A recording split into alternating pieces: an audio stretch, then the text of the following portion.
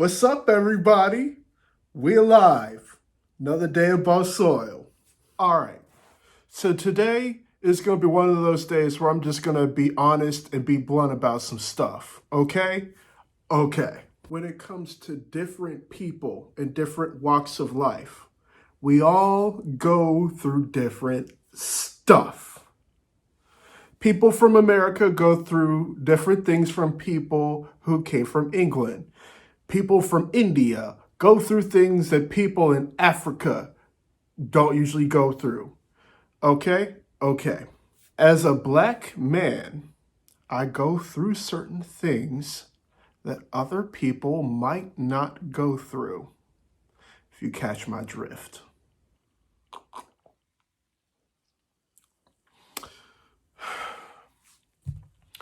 So, in all fairness, some of y'all might disagree with me on this. And to be honest, I'd be all right with that. I welcome the dialogue. I welcome the communication. If you are feeling some kind of way about what I'm about to say, please bring it up. Go ahead and put some comments down in there. I would love to read some of the stuff that y'all got to say. Or if y'all are experiencing some of the things that I experience, I would love to hear it. I'm just saying. Ever since I was very little, I was taught by my mother and I was taught by my father that being a black man, you would have to work 10 to 15 times harder than the next person. I've been taught that for all of my life. And to be honest with y'all, I see it play out every day within my life. When I was younger, it was more than just waking up, go to school, making a grade. It was about a perception. I had to set a standard. I had to look a certain way. I had to act a certain way. And I had to code switch a certain way so that I would fight a stigma. This is what I mean by a stigma. There's a stereotype out there that black men, like myself, are prone to violence when they become angry, or black men are unapproachable, or black men are stupid, uneducated, they're thugs, they're goons, they're this, they're that, they're relatively bad people. You probably might not want to hang around other black people. You know what might happen. That's sort of that's the stigma. That is the truth that I have seen play out. Sometimes it's extremely explicit. Other times it's that passive aggressive boobity boop stuff. Okay. I'll break it down to y'all just like this. So back when I was in Oneonta, I went to Dunkin' Donuts to get myself some breakfast and a cup of coffee. I drove my own car to the Dunkin', just so y'all know. So I get out my car. Before I go up inside the Dunkin' Donuts to get my breakfast, to get my coffee, there was an SUV that was sitting right outside the entrance. Before I went inside that entrance, the person inside the SUV locked the door. Like I wanted to steal that car. Come on now. Same city, different story. So I log on to Facebook and I saw a slim PS2 and a whole bunch of games. And to be honest, it was a steal. It was a legit bargain. I wanted to buy it. So I said, hey, this still for sale?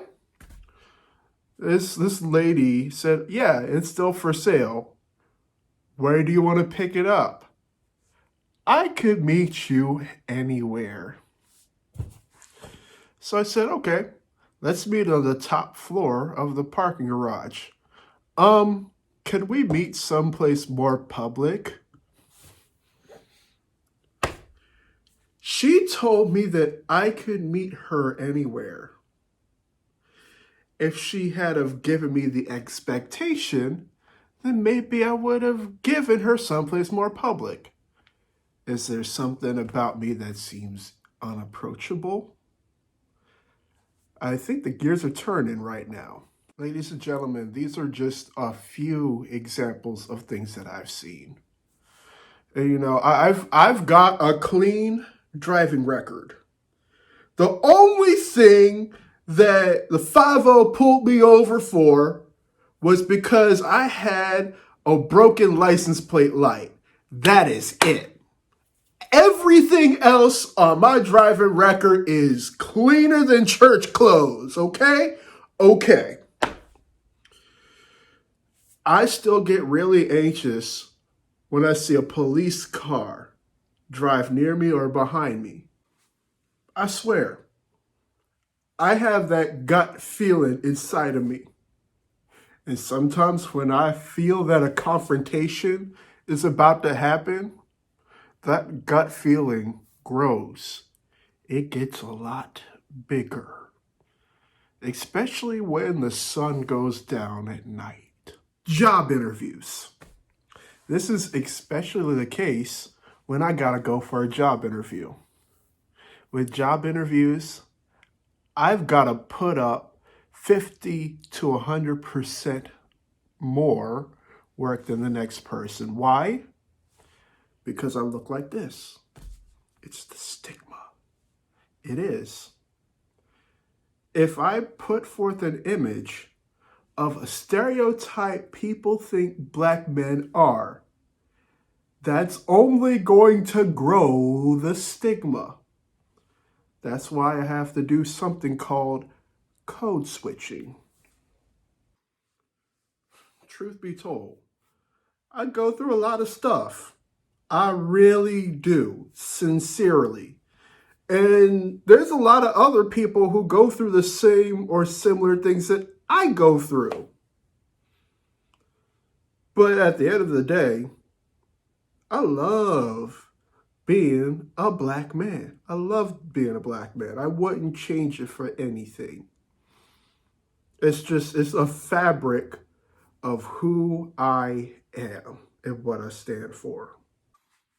And believe it or not, this has a lot to do with my artwork. Okay?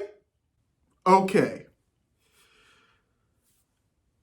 As a person of color, I have been dealt a hand that wasn't ideal, honestly. And sometimes I gotta roll with the punches and work with what I got. Working with recycled material, newspapers, things people call junk. I will turn the junk into these tubes, and then turn these tubes into something people see as artwork. It's rustic, it's rough around the edges, it's not pristine gold, like 24 karat leaf gold. Nah, fam, that's not how it works. I want it to look rustic. I want it to look funky. I want it to be very colorful and vibrant, full of life and vigor. That's how I want the artwork to look. It came from rough places. I mean, people thought they were going to throw this stuff away. But no, I ain't throwing it away. I appreciate it for what it is. And to celebrate that fact, I turn it all into art. I gotta work a little bit harder to make it look presentable. It's worth it. It's all worth it. You look at different artists out there, they have a different way of doing things. There's no right or wrong way to do such things. I mean, you could go back to some of my first videos and see some of my inspirations. People like Jackson Pollock or Salvador Dali. Their stuff is very out there. But people buy their artwork for millions upon millions upon millions of dollars. In some cases, these works of art might not look like anything at all, but it may have a deeper meaning. Turning these recycled materials into artwork has become a fabric of who I am. I turn things that people call trash into things people call treasure. I have come from very humble beginnings. I continue to fight uphill battles. But if I work hard for it and I put my mind to it, I put my grind to it, I know anything could happen, anything could pop off. And that's how it is every single day. And I know there's some people who are younger, and there may be some people who are older than me who experience some of the same things that I experience.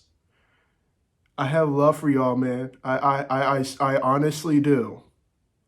And if there's anybody out there who is going through similar situations that I am, I would love to meet with you, maybe have a beer or maybe a glass of wine, some tea, something to break the ice and have conversation, Yeah. Anyway, there's a lot of things in a society that discriminate, that don't discriminate. I want to thank y'all for watching. Until next time, I'll see y'all later. I'm out.